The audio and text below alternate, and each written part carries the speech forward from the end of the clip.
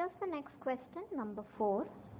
The total instantaneous power supplied by a three-phase AC supply to a balanced RL load is, now we have our 4 options: 0, constant, pulsating with 0 average, and pulsating with non-zero average. Now, in order to see what type of power supply is given by the balanced RL load, we will have to take into consideration our phasor diagram. Now we know that for an AC supply to a balanced RL load, if we consider this A, B and C, okay? So you know that each phase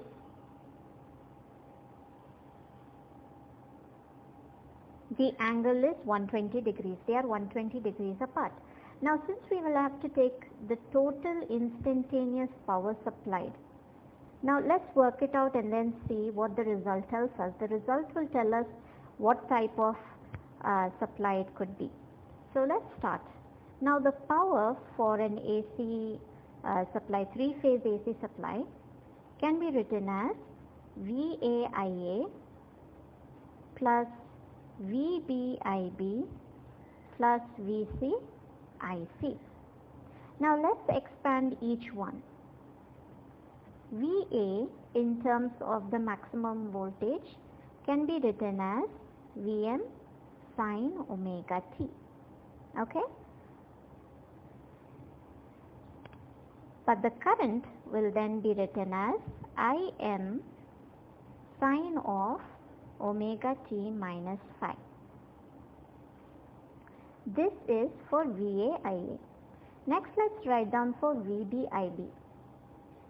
Here we will have Vm sine of, okay, now since we started with VA, VB would be omega t minus 120 degrees.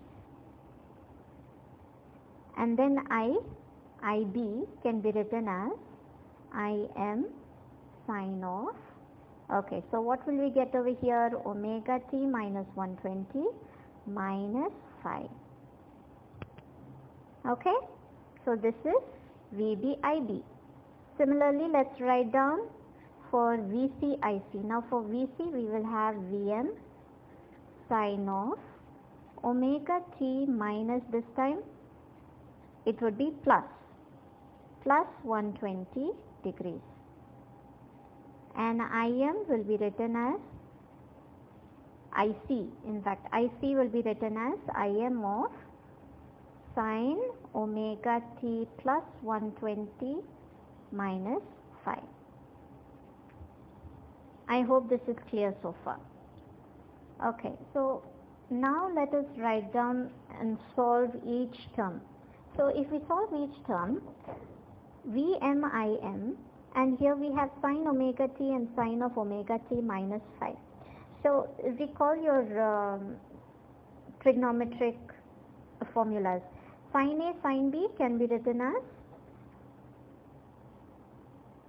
let me just write that down over here.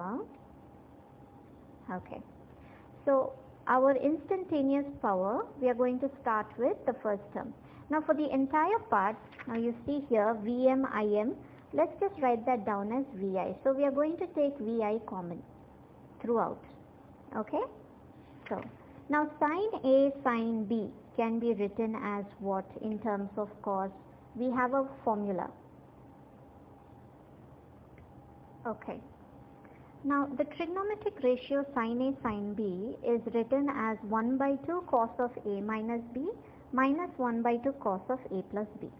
So we are going to use that in order to expand this further. So previously here we have sine of omega t into sine of omega t minus phi. So that will now become cos phi minus cos of 2 omega t minus phi. Similarly, for the next term, what do we have for the next part? We have sine of omega t minus 120 and sine of omega t minus 120 minus phi.